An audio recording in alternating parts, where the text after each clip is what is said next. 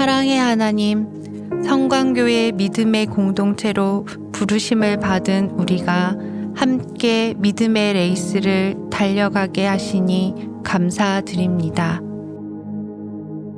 예수 그리스도의 십자가 사랑을 깊이 묵상하는 고난주간 가운데 믿음의 레이스를 방해하는 것들을 모두 벗어버리고 힘들고 어려운 일들을 참아내며 끈기 있게 결승점을 향하여 달려가게 하소서.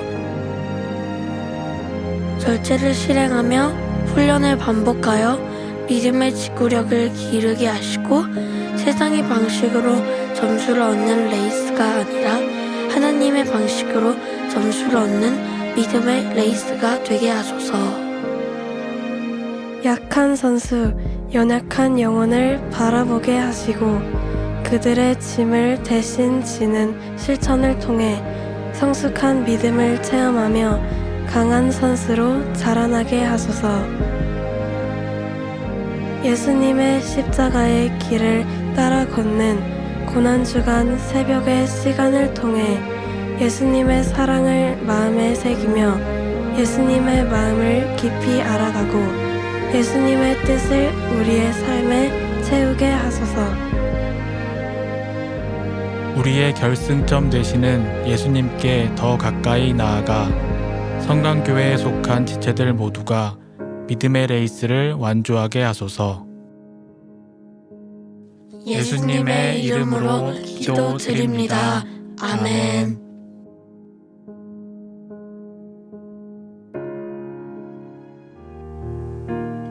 오늘 우리에게 주신 하나님의 말씀은 출애굽기 14장 13절에서 14절 말씀입니다.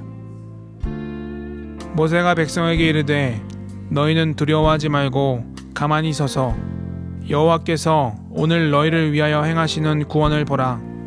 너희가 오늘 본 애굽 사람을 영원히 다시 보지 아니하리라. 여호와께서 너희를 위하여 싸우시리니 너희는 가만히 있을지니라. 오늘 이 말씀에 많은 은혜 받으시기 바랍니다. 오늘 믿음의 레이스를 마무리하는 새벽인데요. 일종의 하나의 매듭을 짓는 시간입니다. 매듭을 짓는다는 것은 대나무를 보시면 대나무가 속이 비어있지만 그러나 대나무가 잘 휘어지지만 또 잘 부러지진 않습니다. 그 이유가 매듭이 대개 12cm에서 25cm 정도, 너무 크지 않은데 대나무가 3m, 4m, 5m 클 수 있는 이유는 속이 비어있지만 그 매듭과 매듭 사이에 일정하게 막혀 있기 때문에 일종의 물리학적인 측면에서 보면 굉장히 구조를 강하게 해서 대나무를 이렇게 세울 수 있는, 키울 수 있는 거죠. 그래서 소나무와 대나무를 주로 비교하는데 소나무는 아주 든든하게 서 있지만 아주 큰 바람이 불어오면 부러집니다.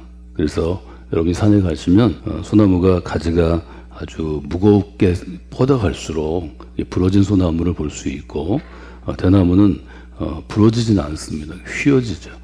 그래서 승중문답이라는 우리 옛 시에 보면 소나무는 대나무에게 우리는 지조를 지켜서 부러질전정 휘어지지는 않는다 이렇게 표현하고 대나무는 소나무에게 우리는 부러지지는 않는다. 강하기 때문에 휘어진다 이렇게 얘기해서 무엇이 강함인가를 일종의 왕에 대한 충성이나 또 어떤 사상이나 이념에 대한 그러한 충성과 더불어서 나누는 것을 보게 됩니다. 성중문답을 한번 여러분들이 다시 한번 보시면 좋을 것 같습니다. 제가 여러분과 함께 신앙생활 하면서 한 부분을 예를 들면 교회에서 제일 중요한 절기라고 어제 김기성 목사님도 얘기하셨는데 이 고난주간 전체 그리고 특별히 성금요일 또 토요일 부활절로 이루어지는 이 사흘간의 시간이 지금의 교회를 있게 했습니다. 왜냐하면 교회의 출발점이 부활절이기 때문입니다. 그리스도께서 이 땅에 오신 것, 성탄절은 나중에 공휴일, 그러니까 휴일 개념으로 인류 문화 가운데 자리 잡게 된 것이고 이 부활절이 굉장히 중요합니다. 교회력에서 부활절이 교회의 시작이고 또 우리 믿음의 시작이기 때문에 그 점을 여러분들이 잘 보셔야 하고 이 부활절을 맞으면서 매년 사순절 적어도 7주 동안 여러분들이 영적인 훈련 우리가 고난주간에 드리는 기도에서 본 것처럼 주로 절제하는 것, 그리고 자기를 돌아보는 자기 성찰, 즉 자기를 점검하는 것, 그리고 하루의 시간들을 루틴화해서 시간의 우선순위를 정하고 또 시간의 집중도를 정해서 영적인 훈련들을 7주간 하는 것이 저는 일종의 영적인 동절기 훈련이고 또 우리의 믿음의 기본적인 체력 훈련이라고 생각합니다. 한 해를 능히 믿음으로 살아갈 수 있도록 여러분들이 매년 사순절을 영적인 훈련으로 마치 운동으로 직업을 삼고 있는 프로 직업 선수들이 봄부터 가을까지 봄, 여름, 가을에 운동하는 사람들은 동계훈련합니다. 이 동계훈련을 하는 것에 따라서 그 다음에 자기의 운동 실력이 완전히 달라집니다. 어떤 선수는 B급 평범한 선수였는데 갑자기 A급으로 바뀌는 선수들이 있는데 이 선수들이 대개 동계훈련을 통해서 그 안에 쌓여진 재능이 1년, 2년, 3년, 4년, 5년 쌓이다가 어느 순간 탁 튀어나죠. 꽃이 피는 것입니다. 저는 신앙생활도 그렇다고 생각합니다. 신앙생활도 좀 더디 잘하는 것 같지만 여러분들이 한 해, 두 해 이 매듭을, 신앙의 매듭을 지어가면서 사순절을 잘 여러분이 활용하시면 이 매듭이 튀어서 어느 날 쑥 자라난 내 모습을 보고 우리가 하나님을 향하여 좀 감사하고 또 하나님을 향하여서 우리가 설 수 있는 그런 시간이 되리라 그렇게 생각합니다. 마지막 날 있었던 일들을 마태복음에 간략하게 정리된 부분을 함께 좀 보도록 하겠습니다. 먼저 마태복음 27장 62절로부터 66절이 무덤의 이야기인데요. 그 앞에 아리마대 요셉이 예수님의 시신을 무덤에 넣는 장면부터 저희가 좀 보도록 하겠습니다. 먼저 57절부터 61절까지 보겠습니다. 제가 한 절 읽고 여러분들이 한 절 읽으신 다음에 61절 같이 읽죠. 저물어 쓸 때 아리마대의 부자 요셉이라 하는 사람이 왔으니 그도 예수의 제자라. 빌라도에게 가서 예수의 시체를 달라 하니 이에 빌라도가 내주라 명령하거늘 요셉이 시체를 가져다가 깨끗한 세마포로 싸서 바위 속에 판 자기 새 무덤에 넣어두고 큰 돌을 굴려 무덤 문에 놓고 가니 61절 같이 읽죠. 거기 막달라 마리아와 다른 마리아가 무덤을 향하여 앉았더라. 62절부터 66절까지입니다. 서로 교독하고 마지막 절 같이 읽겠습니다. 그 이튿날은 준비일 다음 날이라 대제사장들과 바리새인들이 함께 빌라도에게 모여 이르되 주여 저 속이던 자가 살아있을 때 말하되 내가 사흘 후에 다시 살아나리라 한 것을 우리가 기억하노니 그러므로 명령하여 그 무덤을 사흘까지 굳게 지키게 하소서. 그의 제자들이 와서 시체를 도둑질하여 가고 백성에게 말하되 그가 죽은 자 가운데서 살아났다 하면 후에 속임이 전보다 더 클까 하나이다 하니 빌라도가 이르되 너희에게 경비병이 있으니 가서 힘대로 굳게 지키라 하거늘 그들이 경비원과 함께 가서 돌을 임봉하고 무덤을 굳게 지키니라. 아멘. 무덤 앞에서 저희들이 두 그룹으로 좀 나누어서 57절부터 61절 또 62절부터 66절까지 해서 두 그룹을 볼 수 있습니다. 첫 번째 55절부터 61절까지 있는 그룹은 예수님을 아주 특별히 사랑했던 제자들의 모습입니다. 십자가 가운데 달리실 때 물론 제자들 중에 다수가 도망했고 막달라 마리아와 여인들 여성 제자들이 몇 사람 남아 있었는데 십자가 밑에 있었기 때문에 그들은 두렵고 힘들었겠지만 무덤까지 따라갑니다. 그래서 61절에 보면 거기 무덤 앞에 막달라 마리아와 다른 마리아가 무덤을 향하여 앉았더라 이렇게 되어 있습니다. 주님 돌아가시고 또 십자가의 그 고통 그들이 밑에서 같이 경험하고 주님을 떠날 수 없어서 무덤 앞에 앉아있는 그런 몇 사람의 여인들, 여성 제자들의 모습을 저희가 볼 수 있습니다. 예수님께서 원하시는 것은 뭐 대단한 일을 하거나 또 능력 있는 일을 하거나 세상을 구해 달라는 이야기가 아니고 예수님과 함께하는 것에 동행하거나 같이 있거나 뜻을 같이 하는 것이었는데 무덤 앞에 서 있는 또 무덤 앞에 앉아 있는 그저 말없이 비통함과 또 고통과 사실은 뭐 미래에 대한 생각이 아니고 주님을 잃은 것에 대한 고통으로 무덤을 지키는 것이 마지막 드릴 수 있는 충성이고 드릴 수 있는 믿음이라고 생각해서 거기 있는 몇 사람의 여인들의 모습을 한번 여러분들이 상상해 보시면 좋을 것 같습니다. 또 다른 그룹은 62절부터 66절까지 저희가 읽은 것인데요. 62절에 있는 것처럼 대제사장과 바리새인들도 무덤을 지켰습니다. 무덤을 지킨 이유가 다르죠. 그래서 예수님의 제자들 막달라 마리아와 다른 동료 제자들은 애통함과 비탄함으로 무덤을 향하여 그저 앉아 있고 예수님 옆에 좀 있는 것이고, B그룹의 대제사장과 바리새인들은 혹시 예수님의 제자들이 이 시체를 가지고 가서, 그들은 훔쳐갔다고 표현하는데, 시체를 가지고 가서 봐라, 예수님 부활하셨다, 그리고 빈 무덤을 보여주면 안 되니까 빌라도를 찾아가서 무덤의 경계를 강화해 주십시오, 이렇게 얘기합니다. 근데 아시는 것처럼 빌라도는 이 일에 관여하기를 원치 않습니다. 그래서 그릇을 갖고라 그래서 손을 씻었죠. 빌라도가 65절에 보면 너희에게 이미 경비병이 있으니 가서 힘대로 힘을 써서 굳게 지켜라. 상관하지 않겠다는 거죠. 그래서 대제사장과 바리새인들이 경비원과 함께 가서 돌을 인봉합니다. 돌을 옮길까 봐, 시체를 가져가려면 돌을 옮겨야 되니까 돌을 인봉하고 무덤을 굳게 지켰다. 완전히 다른 태도를 저들이 보게 됩니다. 우리가 이 토요일 우리가 생각할 일종의 신앙의 자세와 신앙의 태도는 어떤 것일까 하는 걸 돌아보면 좋겠습니다. 우리는 막달라 마리아와 예수님의 제자들의 태도를 주시할 수밖에 없습니다.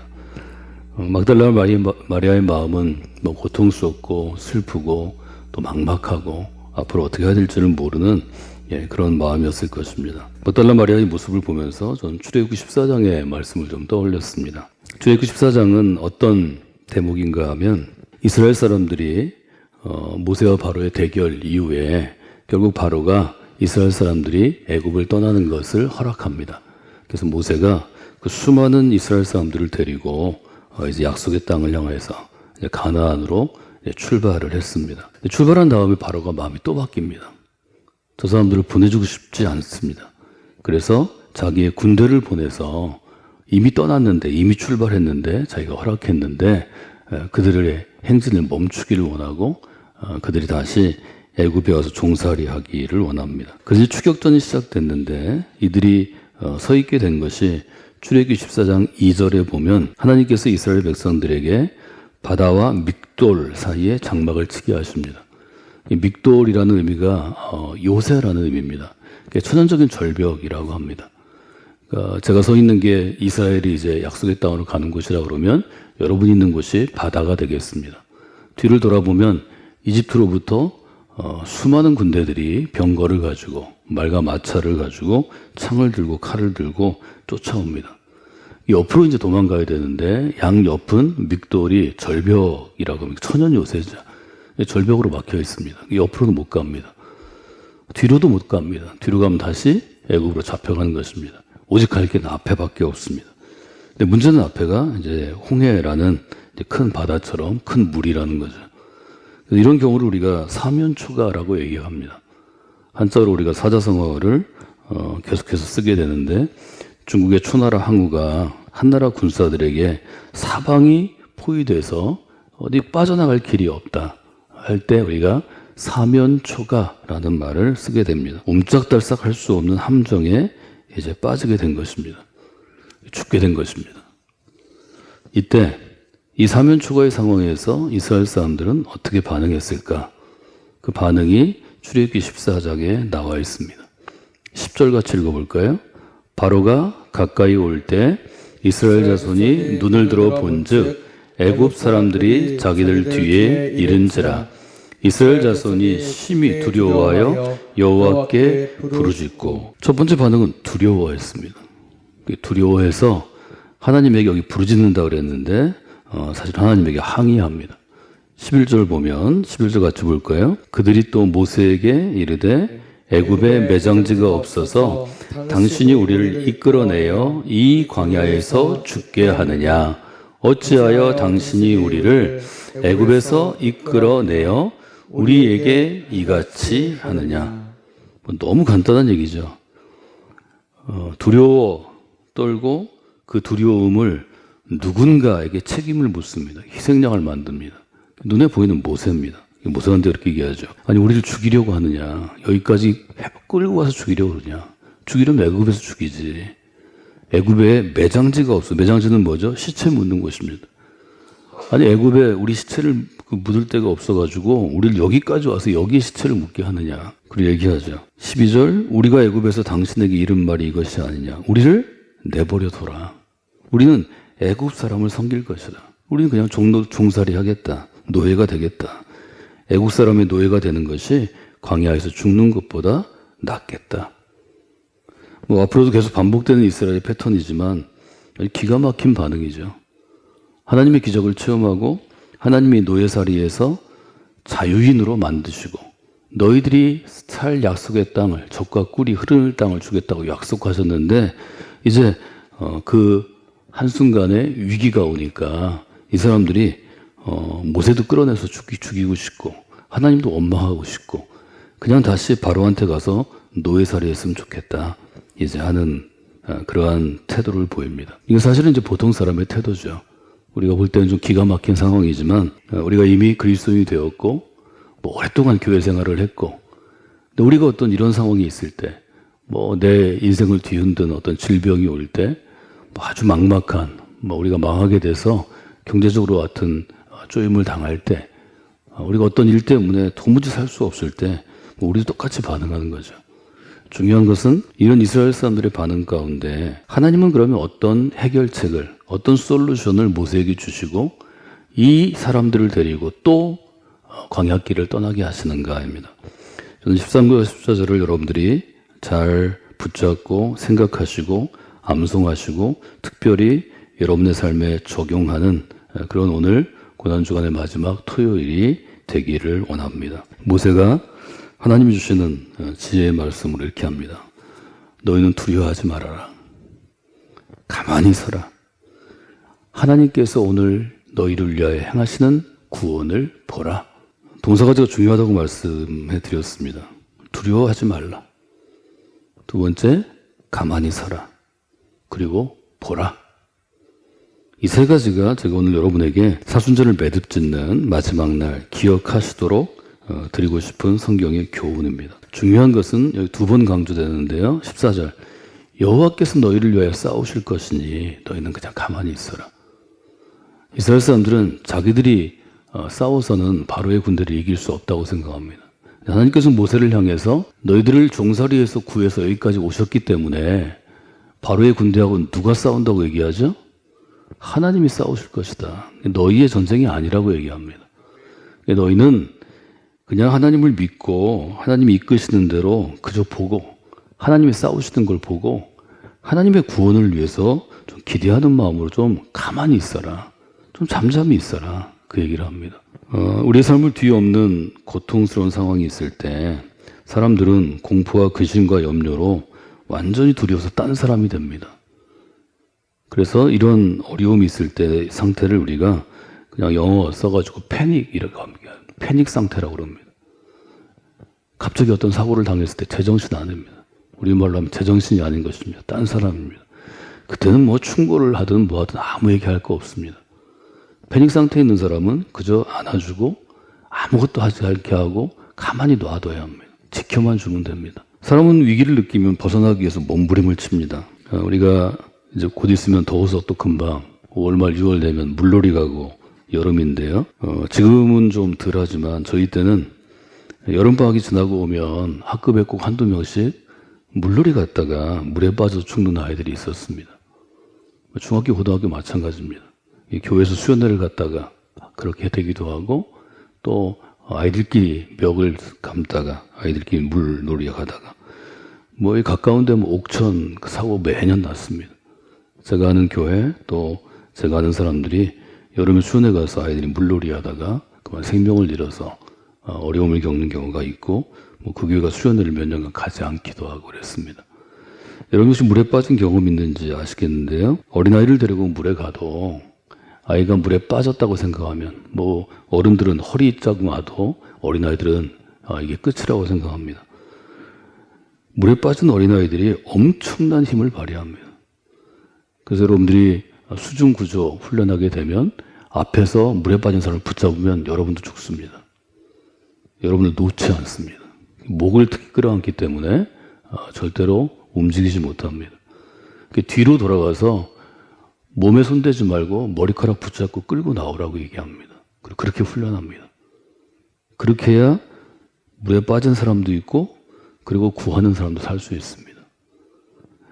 물에 빠졌을 때 어린아이를 구하는 좋은 방법은 힘을 빼야 돼. 그냥 물에 맡겨. 그리고 내가 끌고 나갈 테니까 힘 빼. 그러나 절대로 힘 빼지 못합니다. 지푸라기라도 잡으면 거기에 온 힘을 다합니다. 물에 빠졌을 때, 위기에 있을 때 벗어나는 제일 좋은 방법은 그때 힘을 빼는 것입니다. 가만히 있는 것입니다. 그런데 보통의 사람은 누구도 그렇게 할 수 없습니다.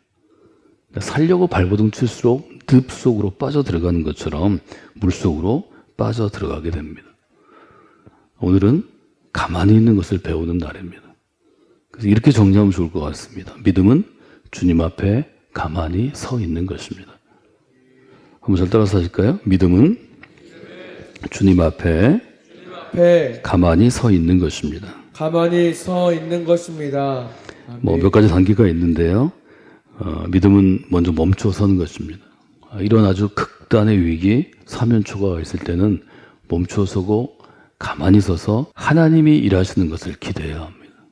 여기는 하나님이 일하시는 것을 보라 이렇게 되어 있는데 하나님이 일하시도록 두어야 합니다. 이런 과정이 우리 교회의 역사 가운데 영적인 훈련, 즉 수도원적인 영성에서는 첫째 쉽게 할 수 있는 게 침묵의 기도입니다.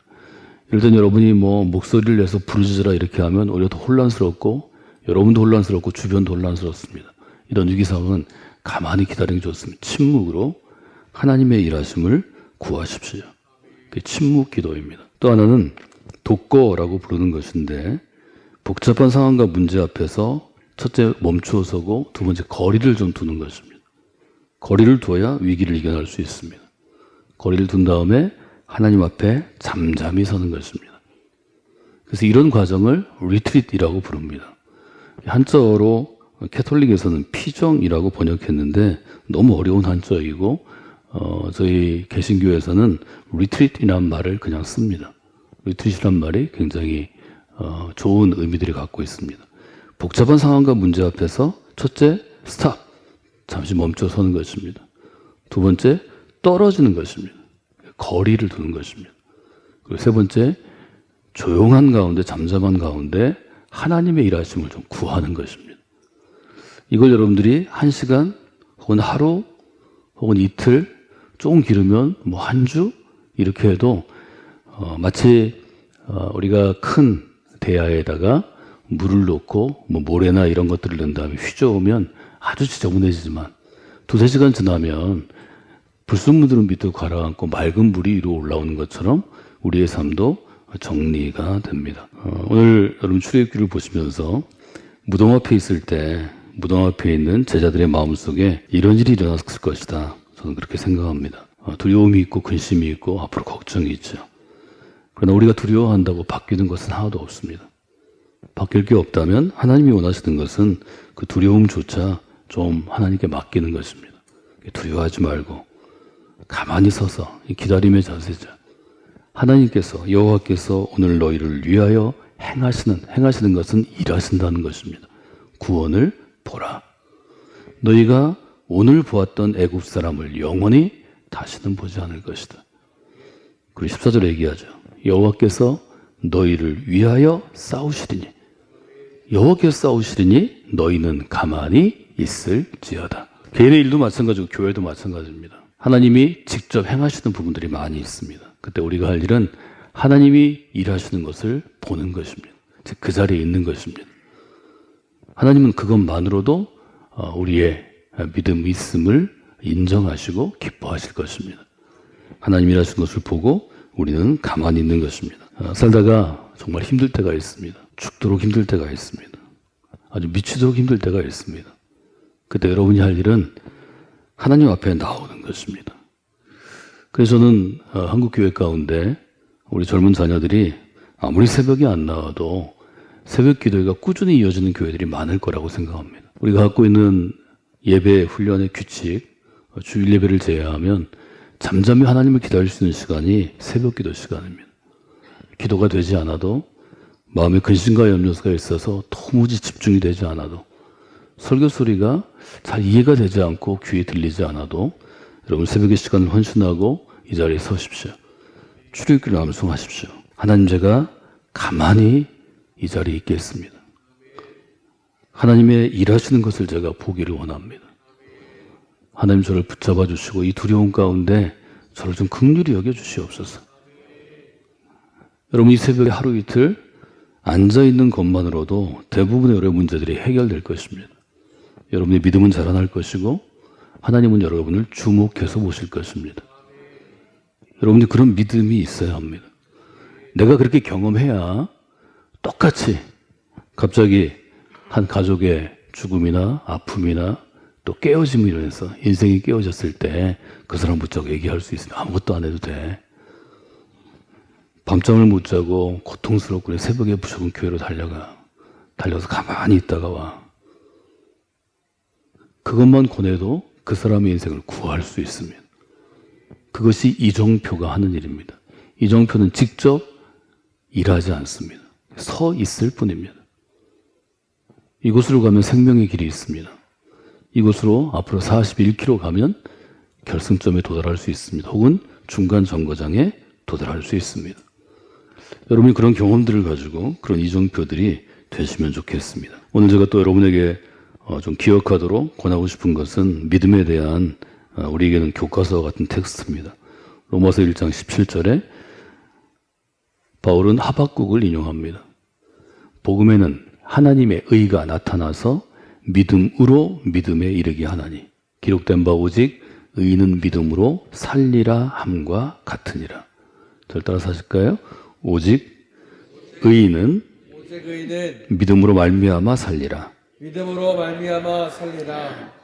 아멘. 의인은 믿음으로 말미암아 살리라라는 그런 바울의 고백, 또 종교개혁자 루터가 이 구절을 붙잡고 종교개혁의 그 소용돌이 속으로 뛰어들었는데요. 믿음으로 산다는 것은 여기에 있는 히브리어 단어는 어떤 것인가 하면 그냥 강하게 버텨내는 것입니다. 버틴다는 건 서 있는 것입니다. 그냥 무덤 앞에서 앞으로 미래도 없어지고 희망도 없어지고 주님이 십자가의 죽음을 맞이하셔서 나의 모든 것이 없어졌지만 그래도 하나님은 이 상황에서 어떻게든 일하실 것이기 때문에 그 자리에 서 있는 것입니다.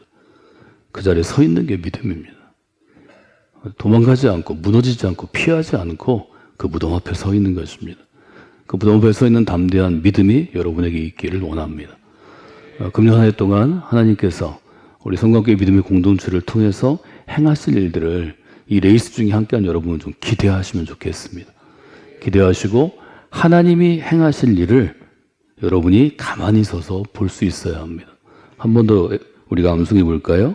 너희는 두려워하지 말고 가만히 서서 여호와께서 오늘 너희를 위하여 행하시는 구원을 보라. 한 번 더 읽어볼까요? 너희는 두려워하지 말고 가만히 서서 여호와께서 오늘 너희를 위하여 행하시는 구원을 보라. 아멘. 여러분에게 이 믿음이 생기는, 이 믿음이 자리 잡는 귀한 믿음의 레이스가 되기를 바랍니다. 여호와 일하시는 것을 여러분이 보게 될 것입니다. 여호와 일하시는 것을 보는 목격자가 되시고 증인이 되시기를 주님의 이름으로 부탁을 드립니다.